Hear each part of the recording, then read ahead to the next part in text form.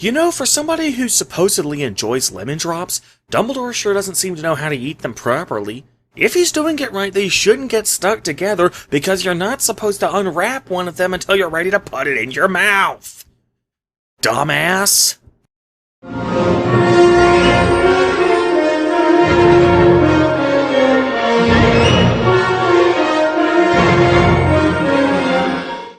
Spoiler warning. This is an in-depth retrospective and analysis of the entirety of the first 7 books of the Harry Potter series, one chapter at a time. There will be massive spoilers in this video, as well as all subsequent videos in this series. The series begins with a rather interesting line. Mr. and Mrs. Dursley of number 4 Privet Drive were proud to say that they were perfectly normal, thank you very much. The first few paragraphs of this chapter go to great lengths to establish just how obsessed the Dursleys are with making sure everyone knows that they are perfectly normal. It is established in this chapter that Vernon works as a drill salesman and he likes it that way. Petunia is described as being one of the nosiest people in the world, always spying on the neighbors and wanting to know what they were doing. Their kid, Dudley, is shown as being a completely reckless and impossible to control baby. Even when he's only 1 year old, he has to be forced into his high chair and throws his food around. His parents do nothing about this, instead calling Dudley a little tyke, completely oblivious to the fact that he will grow up to be a real shithead. The narrator explains that the story actually begins on a random Tuesday. However, this actually creates a plot hole. If you've read the whole series up to this point, and if you haven't read it, why are you here? You would know that this day takes place one day after the death of Lily and James Potter and the fall of Lord Voldemort. Voldemort attacked the Potters and lost his body on Halloween of the year 1981, which means that this chapter takes place on November 1st, 1981. Bear in mind that this is described as a completely random day, not the day after Halloween, when a lot of Halloween decorations would still be up. But even setting that aside, if we are to assume that the universe in Harry Potter uses the Gregorian calendar, and we're given no reason to suspect it uses any other calendar, then November 1st, 1981 was actually a Sunday, not a Tuesday. Anyway, as Vernon goes to work, he experiences a very weird day. He sees people dressed in what he considers to be lavish, abnormal garments, calling him a muggle, a term he doesn't understand, and even randomly hugging him, telling him that you-know-who was finally gone. While we hear that nickname for Voldemort throughout the series multiple times, it is rather ironic in this case since Vernon doesn't know who. So the nickname in this case doesn't even work. He also hears on the news that there are an abnormal number of owls awake and alert during the day, though for some reason, the news doesn't mention that there are letters tied to their legs, which is the only reason they would be out and about during the daytime. Now, on subsequent readings, the owls make sense to us, although the lack of attached letters do not, but the news also mentions something else that still remains bizarre to me even after I've read the whole series multiple times. There were a large number of shooting stars in the sky, instead of rain. This is never expanded upon. Is that just the Order of the Phoenix sending their Patronuses to each other to spread the news? And when viewed from the ground they resemble shooting stars? Well, first of all, there aren't enough members of the Order of the Phoenix to make this phenomenon noticeable, and yes, it is indeed made clear that only members of the Order of the Phoenix have the ability to use their Patronuses to send messages. I'll discuss that later in the series when I get to it. Second, how would that have nullified the rainfall that the weatherman had foreseen? It's just a weird thing to include, and I have to imagine that it was something that Rowling originally intended to pay off at a later point, but she ended up scrapping the payoff and then forgot to remove this weird shooting star thing from the news broadcast. Then Vernon overhears something that makes him freak out. He hears that the Potters are dead and that Harry was the only survivor. Vernon suspects that they must be talking about another Potter family, though it's clear that he can't even convince himself that this is true, so he just decides to not pay attention to them and get on with his work. Later that night, after the Dursleys had turned in for the night, a man named Albus Dumbledore, who I'm sure won't have any significant impact on the story whatsoever, shows up outside the Dursleys' home and uses his cigarette lantern to absorb all the street lights so that it's pitch black outside. You know, I never quite understood that. Sure, this makes it so that the Muggles can't see what you're doing, but it also makes it so that you can't see what you're doing. doesn't it? Do wizards have night vision powers or something? Well, no, that can't be it, because we eventually learn that wizards have a spell for turning their wands into flashlights, a spell they wouldn't need if they already had the ability to see in the dark. For that matter, we'll eventually learn that this is a device that Dumbledore himself invented, meaning that most wizards don't have access to this power. So obviously, most wizards must have some means of hiding from muggles that don't involve disabling the lights, so why doesn't Dumbledore just use that method? Besides, this may stop people from looking out the windows to see what you're doing, but it doesn't do diddly squat to safeguard against pedestrians out for a late-night stroll. And is there really any need for Dumbledore to put the lights out? With the exception of Hagrid's flying motorbike, which Dumbledore doesn't yet know that Hagrid is even using, they're not doing anything at this point in time that would actually give away the fact that they're wizards. Now, before I continue, I just want to say that yes, I just spent a solid minute and a half bitching about a cigarette lighter. If that level of nitpicky is not your cup of butterbeer, then I highly recommend you turn back now, because it's only going to get worse from here. Anyway, Dumbledore sees a cat sitting on the ground, and he starts talking to it, calling it Professor McGonagall. The cat turns into a woman, and she explains that she's been sitting on the side of the road all day. Dumbledore is astonished to hear this, considering how much celebrating has been going on, saying he passed by a dozen feasts on the way here. I'm left scratching my head at that line, since he wouldn't have passed by any feasts on the way here, because we will eventually learn that he, along with many other wizards, have the ability to teleport. Dumbledore tells McGonagall that he's come here to take Harry, hey, that's this book's titular character, he must be important, to live with his aunt and uncle. McGonagall is shocked and appalled by this news. Wait, so you didn't even know that this is what Dumbledore had planned? If not, then what the hell were you doing sitting on the side of the road all day? It's not like you were stationed here, because Dumbledore was surprised to see you there. And while we're on the topic, what the hell were you doing sitting on the side of the road all day? Shouldn't you have been at Hogwarts, tending to your duties as Transfiguration teacher and head of Gryffindor House?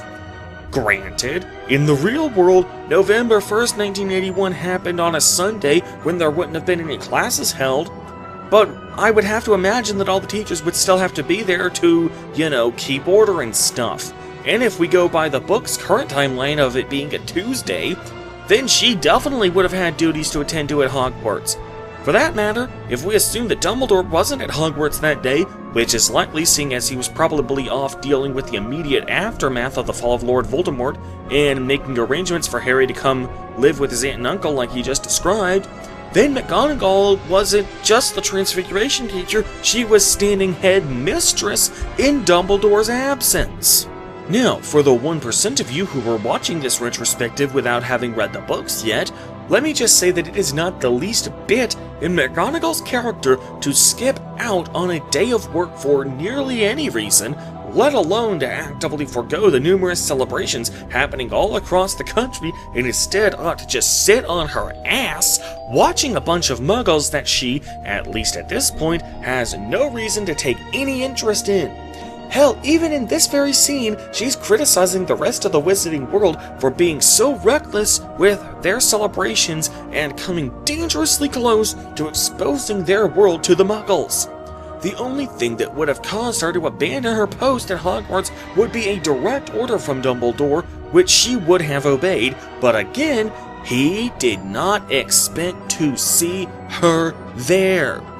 So I would very much like to know what possessed her to abandon her post and wait the whole day out here, not doing a damn thing, and just watching a bunch of muggles who just happened to become important by the end of the day, but which she at the time didn't know how important they would be. We will never get an explanation for that. A lot of people don't give the movies enough credit for actually improving upon the books, but this is one of the times where the movies do exactly that. As soon as McGonagall changes into her human form, she immediately asks Dumbledore about the boy, mentions how the delivery of the boy was extremely important, and then questions if it's wise leaving him with these people. meaning that Dumbledore had already gone over the plane with her beforehand, making it totally reasonable that she would be waiting there. The books are generally considered to be superior to the films because they are longer and can go into more detail, but this is certainly a case where less is more. Now, before anyone posts a comment, yes, there is indeed a throwaway line where Dumbledore suggests that Hagrid must have told McGonagall that he was going to be here, and McGonagall confirms that this is the case. However, that raises just as many questions as it answers. Later in this same conversation, she says that Hagrid may have had his heart in the right place, but he's also reckless. Second, why does McGonagall feel the need to tail Dumbledore and keep an eye on him? We will soon learn that Dumbledore is McGonagall's boss, both at Hogwarts and in the Order. So she's got some gall thinking that she needs to keep an eye on Dumbledore to make sure he doesn't do anything reckless, especially just on the uncorroborated word of somebody she already considers to be careless. So anyway, Hagrid arrives at the scene on a flying motorbike, and he's got baby Harry in his arms. McGonagall notices that there was a lightning bolt-shaped scar on Harry's forehead, and Dumbledore explains that he will have the scar for the rest of his life.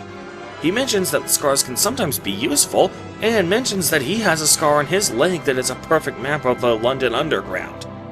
Despite that being an extraordinarily weird thing about him, it will never be brought up again for the rest of the series. And so the chapter ends with Dumbledore, McGonagall, and Hagrid giving their goodbyes to baby Harry, and with the narrator reminding us that all over the country at the moment, witches and wizards were lifting their glasses in toast, saying, "To Harry Potter, the boy who lived." For a first chapter, J.K. Rowling's natural talent as a writer shines through, but at the same time, so does her inexperience. One of the most important rules of writing is show, don't tell, and Rowling definitely understands that rule. We see Vernon and Petunia Dursley demonstrate their primary character trait of hating all things abnormal, and especially hating wizards. The very first sentence in the chapter is bordering the line between showing and telling, but I'd say that it just barely is on the side of showing. The extra bit at the end, "thank you very much," subtly plants in our heads that they don't just hate wizards or the abnormal, they are outright obsessed with being perceived as normal. Other examples of the Dursleys being obsessed with their own normality are when Vernon smiles when picking out his most boring tie for work, suggesting that he knew full well that this tie was boring and purposefully selected it for that very reason. He also was very excited for his upcoming day of work as a drill salesman. This is probably the most boring occupation that J.K. Rowling could think up, and Vernon is outright giddy at how mundane it is.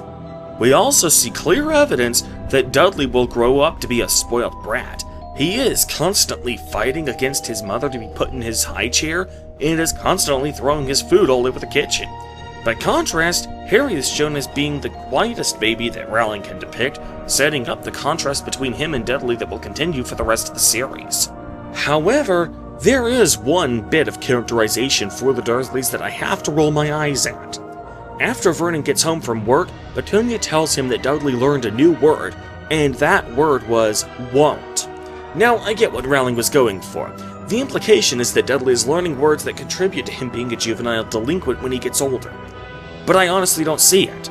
Just because a baby learns how to pronounce a word doesn't mean he knows the definition of it. And for that matter, even if he knows the definition of it, that doesn't necessarily mean he's going to develop a personality similar to that word. Granted, in this one specific case, he does go on to develop a personality similar to the word he learned, but as far as foreshadowing is concerned, Rowling dropped the ball on this one specific case. However, while I give Rowling major props for understanding the rule of show don't tell, I have to dock points for her violating another rule of writing known as Chekhov's gun, which states that all plot points, no matter how big or small, must have a payoff of some kind.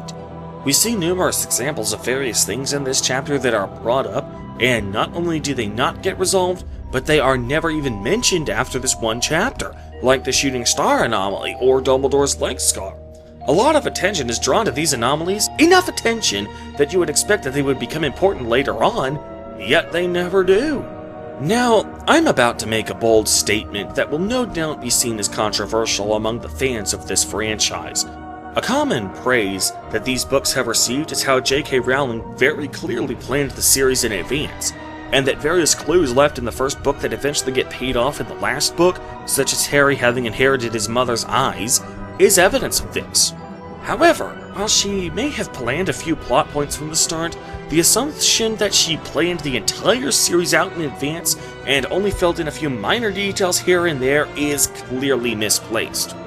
We see evidence of that as early as the first chapter. Just in this one chapter, we see example after example after example of things that suggest that various points in the series hadn't been thought of yet by Rowling. For example, why would Dumbledore pass by feasts on the way to Privet Drive if he could apparate?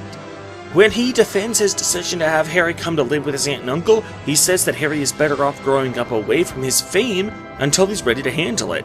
But during the following action of Order of the Phoenix, he instead gives Harry, and by proxy us, a completely different reason, suggesting that at the time this chapter was written, Rowling hadn't yet thought of the bond of blood. Also, as I mentioned before, why would McGonagall be waiting outside Privet Drive instead of at Hogwarts tending to her duties?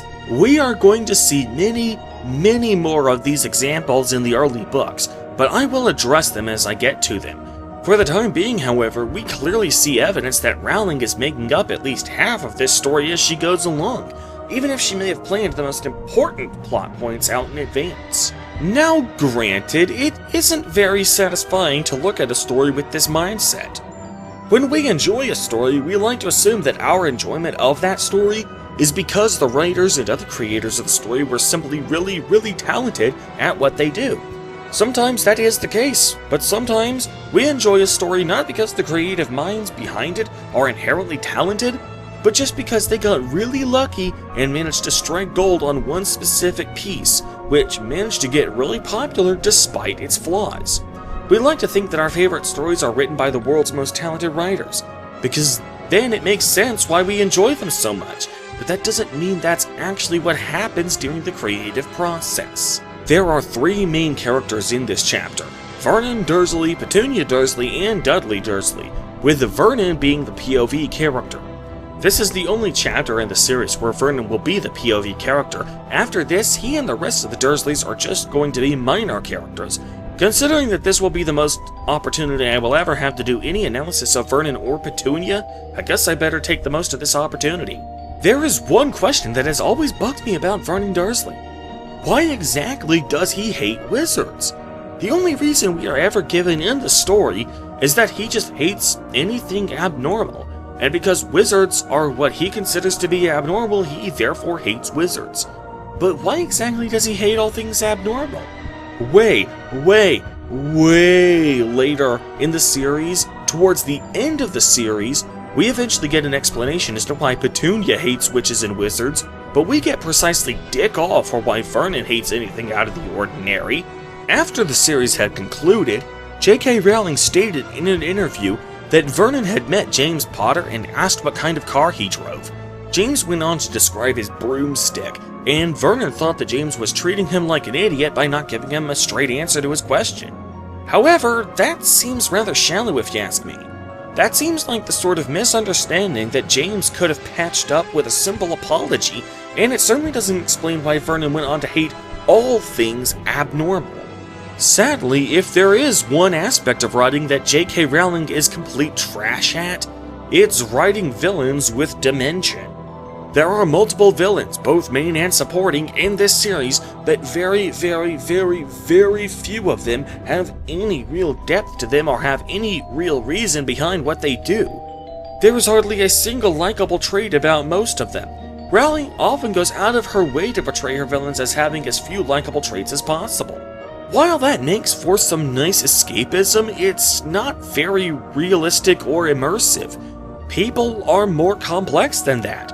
As writing advisor Ben Bova mentions on his now-defunct website, which has been archived by the website of archive.org, in the real world there are no villains.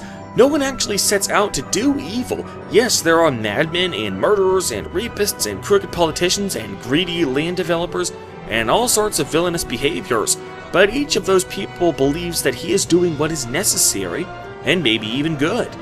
Every tyrant in history was convinced that he had to do the things he did for his own good and for the good of the people around him. Fiction mirrors life, or more accurately, fiction serves as a lens to focus what we know of life and bring its realities into sharper, clearer understanding for us. There are no villains cackling and rubbing their hands in glee as they contemplate their evil deeds. There are only people with problems struggling to solve them. Just as your protagonist is struggling to solve her problems, your antagonist is struggling to solve his. It's all a matter of viewpoint. So, J.K. Rowling's complete ineptitude for writing antagonists with depth is sadly one of the things that takes me out of the story. Petunia Dursley is rather incidental to the first chapter. The only character trait we are given about her is that she is nosy and prefers to spy on the neighbors all day. However, unlike the Dursleys' hatred of wizards, this character trait of hers will never actually come into play in the story in any capacity. Again, just like with the Shooting Stars and Dumbledore's Starleg, this is yet another instance of the egregiously inexperienced J.K. Rowling setting up a plot point but completely neglecting to write in any kind of payoff to it. So that just leaves Dudley. Of all three of the Dursleys, Dudley is going to get the most character development over the course of the series, seeing as he is the primary source of bullying for Harry when the latter isn't at Hogwarts. In this chapter, however, he is just a baby. While he is portrayed as Harry's antithesis by portraying Harry as a quiet baby and Dudley as a hyperactive, spoiled brat, believe it or not, I am actually going to offer an argument in his defense. Sure, Dudley grows up to be a spoiled brat, and that's a huge problem that shouldn't be ignored, but I wonder if it's really all his fault after all. Bear in mind that he is only 1 year old at the time this chapter takes place. He is causing quite a lot of trouble for somebody who is too young to even understand right from wrong yet. He hasn't had enough time to become a spoiled brat. 1 chapter from now, the story has advanced 10 years, and Dudley absolutely is old enough to know right from wrong, so there's no excuse then. But at the current time, his behavior at this young an age suggests that he is suffering from some kind of mental illness that causes behavioral problems. This mental illness is certainly exacerbated by Vernon and Petunia's shitty parenting, but I wonder if his bullying later in life would be nearly as pronounced as it eventually becomes if Dudley had gotten the psychiatric care he needed for his behavioral disability. Of course, I highly doubt Rowling ever intended for that to be the case. As I just got finished discussing, Rowling either sucks at or has no interest in writing bad guys with any depth to them. So perhaps I'm reading too deep into Dudley's character when he's really just meant to be a big fat bully and nothing more. As this is the first chapter in the entire franchise, it is vital that it sets the stage for the remainder of the story. As I said earlier, there are numerous plot points which are brought up in this chapter but are never resolved, but even the elements that do get a payoff barely offer any real foreshadowing. It's just setting up the status quo. The only instance of foreshadowing we get is when Dumbledore hints that Harry's lightning bolt scar might come in handy later in life, which it most certainly does. We also get the first of many instances where Dumbledore and/or Harry insist on calling Voldemort by his proper name, but that's honestly all we ever get. The Dursleys' characters are set up splendidly, but all that effort setting up their characters is practically wasted since they're only going to be side characters from this point on. McGonagall is the major supporting character who gets the most character setup in this chapter. She is set up as being a by-the-books stickler for discipline, especially the way she scoffs at people having no regard for the secrecy of their world while celebrating Voldemort's downfall. However, as I pointed out, it's completely baffling and completely out of character for her to even be in this chapter at all. So, it's a double-edged sword. Her character gets set up, but at the expense of it making no sense. And so concludes my analysis of Chapter 1 of Harry Potter and the Sorcerer's Stone. Tune in next time when Harry and Dudley are now 10 years old and the character the entire series is named after finally gets some character development. In the meantime, however, I am Acer Thorn, and I will see you guys later.